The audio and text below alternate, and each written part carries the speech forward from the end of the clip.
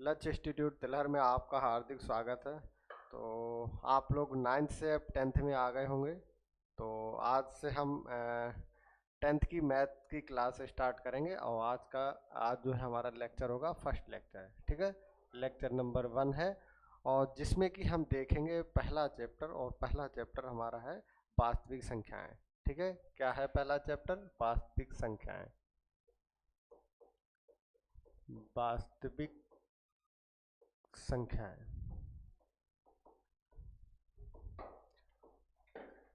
ठीक है। वास्तविक संख्याओं को इंग्लिश में कहते हैं रियल नंबर, ठीक है, कहते हैं रियल नंबर। अब देखिए जो संख्याएं हमारी हैं, जो हमारी संख्याएं हमारी दो प्रकार की होती हैं। कौन कौन सी? एक हमारी होती है वास्तविक संख्याएं, वास्तविक वास्तविक और दूसरा हमारी होती है काल्पनिक संख्याएं, ठीक है। काल्पनिक संख्याएं, इनको इंग्लिश में कहते हैं रियल नंबर, बता चुके हैं, और इनको कहते हैं इमेजिनरी नंबर, इमेजिनरी नंबर।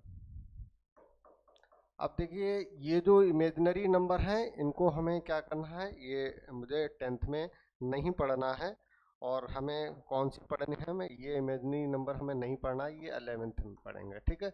और हमें 10th में क्या पढ़ना है, रियल नंबर के बारे में। 9th और 10th में हमें ये पढ़ना होता है। वास्तविक से आप 9th में आप पढ़ चुकेंगे इसका कुछ पोर्शन, और 10th में आप पढ़ेंगे, ठीक है।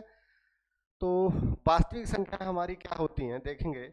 जैसे जैसे 2 है, 3 है, 4, 5, 6, मतलब कुछ भी ले लीजिए, अंडर रूट 2, पाई, ठीक है, 2.3 है, जैसे 2.333 रिपीट हो रही हैं, डैश, या 2.30, 320, फिर 330, ठीक है। इस तरह की ऐसी सभी संख्याएं हमारी क्या कहलाती हैं, वास्तविक संख्याएं कहलाती हैं, ठीक है। काल्पनिक संख्याएं कैसी संख्याएं होती हैं? जो संख्याएं जैसे अंडर रूट के अंदर माइनस में, ऐसे -√2 या -√3, इस तरह की लिखी हो, या कुछ संख्या ऐसा होगा, आपने देखा होगा क्या होता है, संख्या के साथ में जैसे 2 आइटा के फॉर्म में लिखा होता है, ठीक है।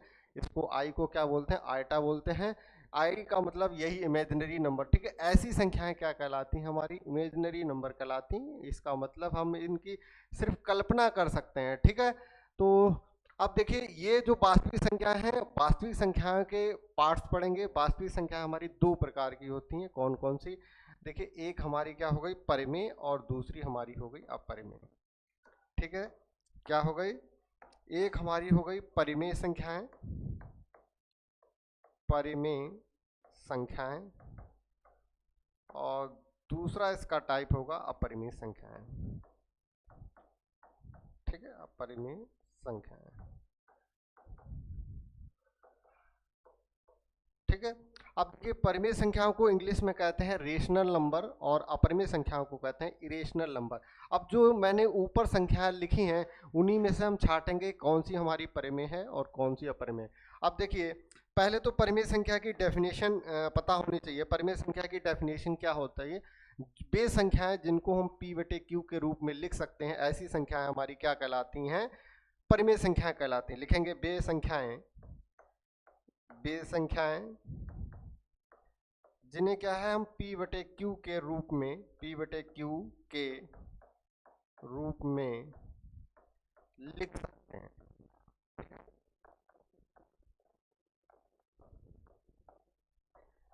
वे संख्याएं जिन्हें p/q के रूप में लिख सकते हैं, और जो q हमारा है वो कभी भी जीरो नहीं होगा। मतलब जो भी हमारी परिमेय संख्या है इसके हर में जो संख्या होगी वो कभी भी जीरो नहीं होगी। और जो हमारा p/q क्या होना चाहिए, पूर्णांक होना चाहिए। एक जो है क्या होना चाहिए, इंटीजर होना चाहिए, या कहीं कहीं पर ये भी लिखा होगा p और q क्या होना चाहिए, सह अभाज्य होना चाहिए, ठीक है। सह अभाज्य अभी आगे हम आएगा टॉपिक बताएंगे, ठीक है। अब देखिए जब हमारी p/q के रूप में संख्या जिनको लिख सकते हैं परिमेय हो गई। अब जिन ऐसी संख्याएं जिनको हम p/q के रूप में नहीं लिख सकते हैं, तो सभी संख्याएं हमारी क्या कहलाती हैं, अपरिमेय संख्याएं कहलाती हैं। तो p/q के रूप में नहीं लिख सकते हैं, ठीक है, नहीं लिख सकते हैं। ठीक है, वे सभी संख्याएं हमारी क्या कहलाती हैं, अपरिमेय कहलाती हैं। ठीक है, अब देखिए जो हमने संख्याएं लिखी है इन्हीं में से हम छाटेंगे कौन सी हमारी देखिए परिमेय है, कौन सी हमारी संख्या क्या है, अपरिमेय है। अब देखेंगे इसमें, अब जैसे 2 है, अब देखेंगे परिमेय की तरफ इधर लिख रहे हैं, 2 हमारी क्या है, एक जो है परिमेय संख्या है। ठीक है, क्यों है, 2/1 हो जाएगा तो p/q के रूप में। अब 2 हो गया, 3 हो गया, 4 हो गया, 5 हो गया, 6 हो गया। अब देखिए √2 हमारा क्या है, √2 हमारी एक अपरिमेय संख्या है। ये देखिए बहुत मोस्ट इंपॉर्टेंट क्वेश्चन, पाई कई बार रिपीट हुआ, कई बार क्वेश्चन आ चुका है बोर्ड में कि पाई कैसी संख्या है, तो पाई हमारी क्या है, अपरिमेय संख्या है। अब देखिए ये हमारा क्या है, 2.3 और ये 2.333 डैश, इसका मतलब इसको हम क्या लिख सकते हैं, 2.3 का बार लिख सकते हैं। ठीक है, ये सभी हमारी संख्याएं कैसी हैं, परिमेय संख्या हैं। अब अपरिमेय संख्याएं कौन कौन सी हमारी बची हैं, देखिए √2 है और कौन सी पाई है, और कौन सी है 2.30320 डैश, इस तरह की सभी संख्याएं हमारी क्या कहलाती हैं, ये हमारी अपरिमेय कहलाती हैं। ठीक है, अब देखिए एक क्वेश्चन हमारे बोर्ड एग्जाम में आता है, क्या आता है कि जो है पाई एक कैसी संख्या है, परिमेय है। अब देखिए पिछली बार एक क्वेश्चन हमारा ऑप्शन में आया था, क्या आया था कि पाई हमारी कैसी संख्या है, और उसमें हमें क्या दे रखा था, ऑप्शन में अपरिमेय संख्या नहीं दे रखा था। तो उसमें एक ऑप्शन था इनमें से कोई नहीं, तो उसमें से बहुत लोगों ने क्या था, इनमें से कोई नहीं वाला ऑप्शन चूज करा था। ठीक है, और उसमें एक ऑप्शन हमारा था वास्तविक संख्याएं। तो वास्तविक संख्या, अब देखिए एक ऑप्शन वास्तविक था, इनमें से कोई नहीं, तो लगभग सभी बच्चों ने इनमें से कोई चुना था और यहीं पर हम गलती कर गए। ठीक है, तो पाई हमारी क्या है, एक अपरिमेय होने के साथ साथ हमारी वास्तविक संख्या है। क्यों, क्योंकि वास्तविक का ही पार्ट होता है परिमेय और अपरिमेय। ठीक है, तो कहीं पर क्वेश्चन आता है पाई हमारी कैसी संख्या है, वास्तविक भी है और अपरिमेय भी है। ठीक है, अगर ऑप्शन में अपरिमेय नहीं है, वास्तविक अगर दे रखा है, तो हमारी वास्तविक वाला ऑप्शन हमारा बिल्कुल करेक्ट होगा। ठीक है, क्योंकि वास्तविक में परिमेय और परिमेय हमारे दोनों आ जाएंगे। अब देखिए इसमें ये 2.3, अब देखिए जब हमारा पॉइंट के बाद संख्या समाप्त हो जाती है तो ऐसी संख्या हमारी कैसी कहलाती हैं, शांत संख्याएं कहलाती हैं।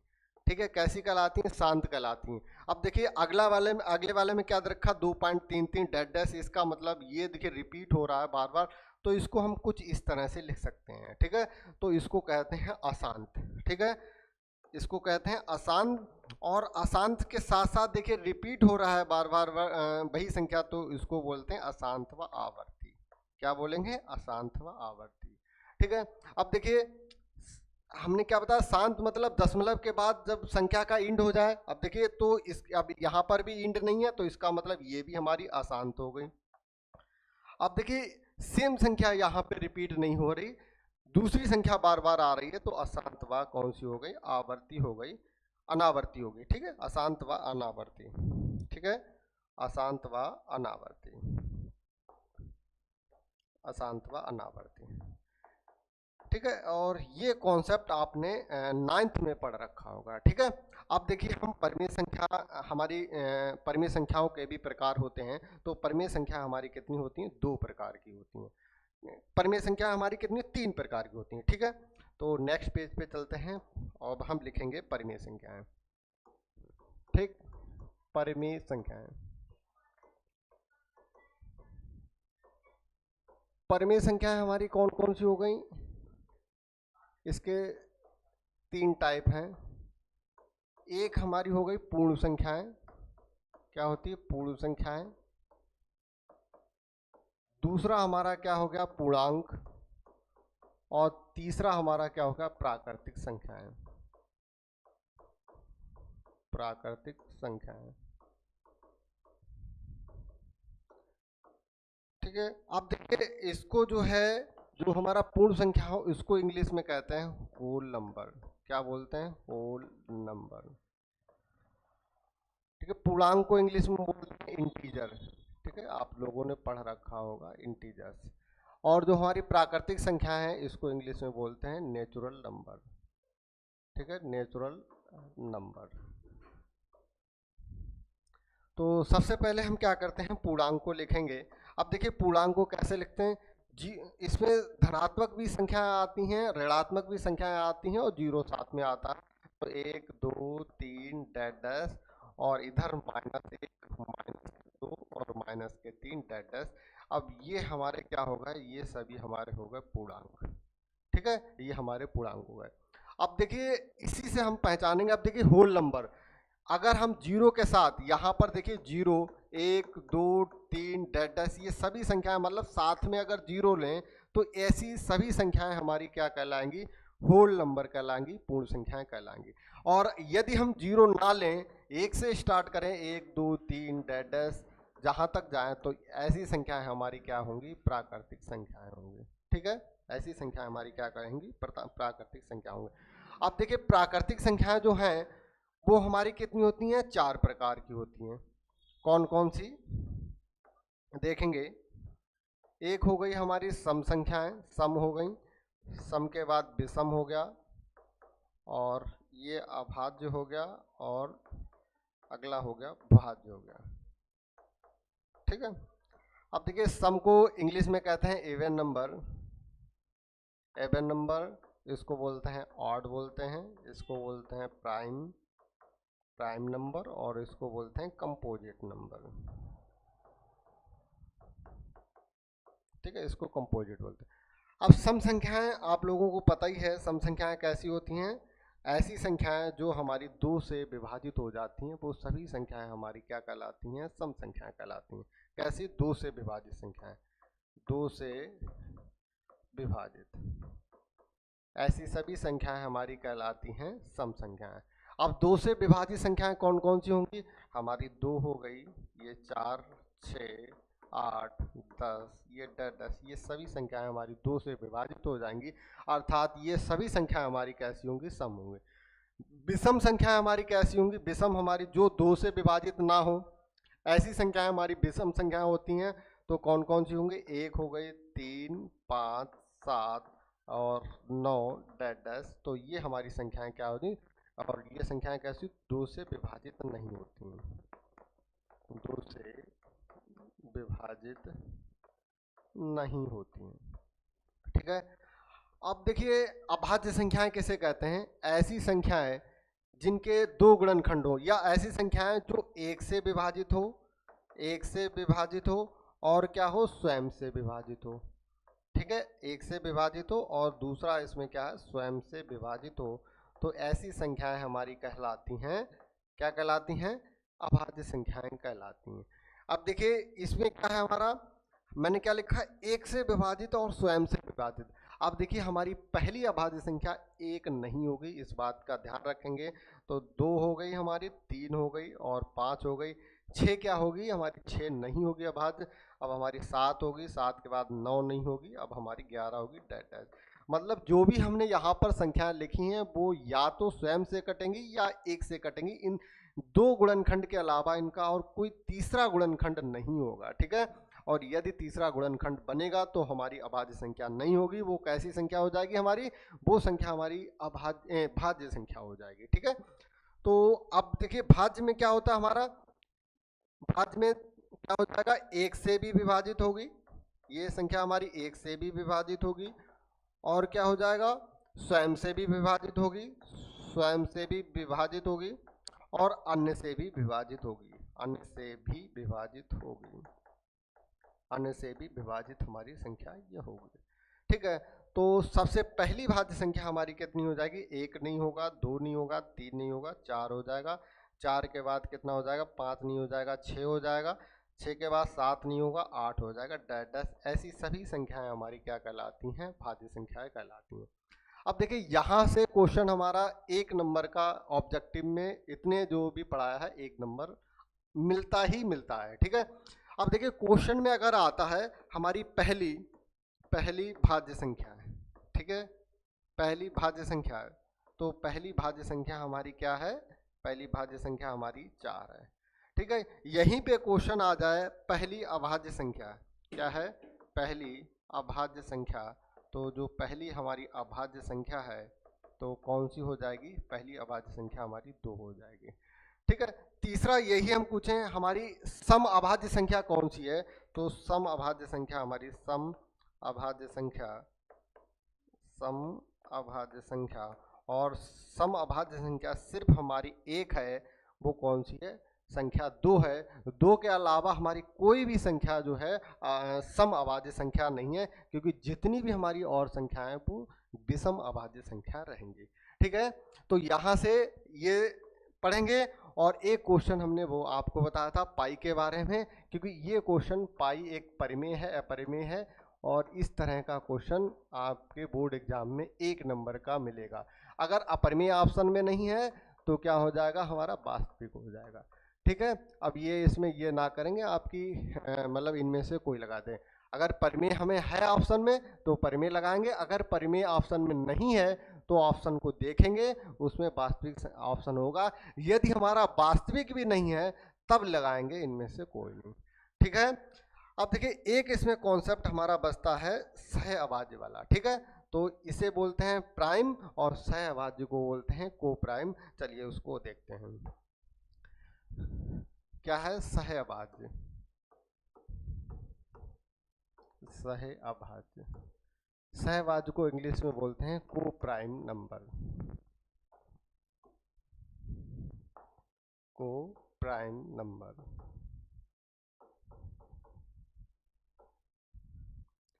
अब देखिए ये भी क्वेश्चन में ये इम्पॉर्टेंट रहेगा, क्योंकि इससे भी क्वेश्चन लगातार हमारे बोर्ड एग्जाम में मिलता है। ठीक है, तो मतलब डेफिनेशन थोड़ी सी चेंज हो जाती है। अब देखिए क्या लिखें, बे संख्याएं, मतलब बे 2 संख्याएं होंगी सहअभाज्य, क्योंकि साथ में 2 संख्या आना जरूरी है। बे 2 संख्याएं, लेकिन ऐसे लिख लो, बे 2 संख्याएं, 2 संख्याएं जिनका जिनका उभयनिष्ठ गुणनखंड, जिनका उभयनिष्ठ गुणनखंड,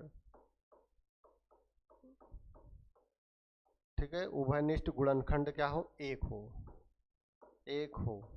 ठीक है, ऐसी सभी संख्याएं हमारी क्या कहलाएंगी, हमारी सह अभाज्य कहलाएंगी। या इसकी डेफिनेशन दूसरी तरह से हम ये लिख सकते हैं, बे 2 संख्याएं, बे 2 संख्याएं, बे 2 संख्याएं जिनका जिनका मासा, ठीक है, जिनका मासा, मासा का मतलब होता है HCF, ठीक है, HCF क्या हो, एक हो, तो ऐसी संख्याएं, ऐसी संख्याएं, ऐसी संख्याएं सह अभाज्य कहलाती हैं, सह अभाज्य कहलाती हैं। ठीक है, तो ऐसी संख्या हमारी कैसी कहलाती हैं, सहअभाज्य कहलाती हैं। चलिए उदाहरण के द्वारा देखते हैं।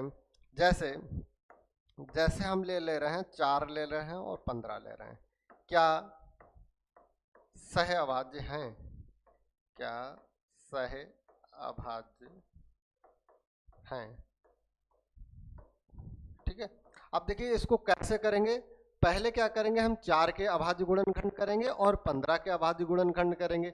यदि इनका मासा हमारा क्या आ जाए, 1 आ जाए, तो हमारा क्या हो जाएगा, सहअभाज्य हो जाएंगी, और मासा हमारा 1 नहीं होगा तो हमारी सहअभाज्य नहीं होंगी। अब देखिए 4 का जो है गुणनखंड करेंगे, तो 4 का अभाज्य गुणनखंड, अभाज्य गुणनखंड क्या हो जाएगा, 2 गुणा 2। ठीक, अब 15 का अभाज्य गुणनखंड करेंगे, 15 का अभाज्य गुणनखंड क्या हो जाएगा, 3 गुणा 5। अब देखिए इसमें से कोई कॉमन मिल रहा है हमें, देखिए कुछ भी कॉमन नहीं मिल रहा है। देखिए यहाँ पे 2 2 है, यहाँ पे 3 5 है, तो उभयनिष्ठ उभयनिष्ठ उभयनिष्ठ गुणनखंड, ठीक है, उभयनिष्ठ गुणनखंड। अब देखिए इस बात का ध्यान रखेंगे, अगर कुछ भी कॉमन नहीं है तो इसका मतलब हमारा उभयनिष्ठ गुणनखंड 1 है। इसका मतलब यहाँ पर हम क्या लिख सकते हैं, 1 लिख सकते हैं। अब यहाँ से एक बात मुझे पता लग गई, अगर किस संख्या में, जैसे हम किसी भी संख्या का मासा निकालते हैं, दो संख्याओं का मासा निकालते हैं, तो यदि कोई भी संख्या हमारी कॉमन नहीं आती है, तो इसका मतलब मासा जो है हमारा कभी भी हम जीरो नहीं लिख सकते। अब जैसे यहाँ पर हमारा कॉमन कुछ नहीं आया तो जीरो लिख देंगे, ये हमारा हो जाएगा गलत। ठीक है, क्या हो जाएगा, मासा यदि कुछ नहीं है तो इसका मतलब मासा हमारा क्या हो जाएगा, एक हो जाएगा। उसमें हम एक जो संख्या होती है सभी का गुणनखंड होती है। ठीक है, तो इस बात का हम ध्यान रखेंगे, मासा कभी भी हमारा दो संख्याओं का जीरो कभी नहीं होगा। अगर कुछ भी कॉमन नहीं है तो हमारा क्या हो जाएगा, एक कॉमन होगा उसमें। ठीक है, तो इस तरह हम क्वेश्चन को करेंगे। जैसे क्वेश्चन हमारा आ जाए, क्वेश्चन है 144 के अभाज्य गुणनखंड कीजिए। अभाज्य गुणनखंड कीजिए। अब देखिए अभाज्य गुणनखंड कैसे करेंगे हल 144। तो सबसे पहले 144 के देखिए गुणनखंड करेंगे 144, और किससे कटेगा, 2 से कटेगा, 2 सत्ते 14 और 2 दूनी 4, और ये हो जाएगा 2 तियां 6, 2 छंग 12, 2 एकम 2, 2 अट्ठे 16 और 2 नेम हो जाएगा 18, और ये क्या हो जाएगा 3 तियां 9, 3 एकम 3। ठीक है, ये हमारा गुणनखंड है। अब यहाँ पर क्या लिखेंगे, देखिए 2 गुणा 2 और गुणा में 2 और गुणा में 2 है और गुणा में 3 और ये 3। ठीक है, तो इस तरह हम क्या करेंगे, ये हमारे क्या हो गए, अभाज्य गुणनखंड हो गए। ठीक है, जो भी हमारी संख्याएं ये गुणनखंड में है वो हमारी अभाज्य संख्याएं हैं। ठीक है, तो इस तरह से हमें इस एक्सरसाइज में सवाल मिलेंगे। और इसमें एक सूत्र हमारा और यूज होता है, इस जो है इस जो चैप्टर में क्या है, सूत्र लिख दे रहे हैं हम, इंपॉर्टेंट सूत्र है, और इससे इस बार भी हमें लगता है क्वेश्चन एक मिला है। ठीक है, तो क्या क्वेश्चन है, दो संख्याओं का गुणनफल, दो संख्याओं का गुणनफल, दो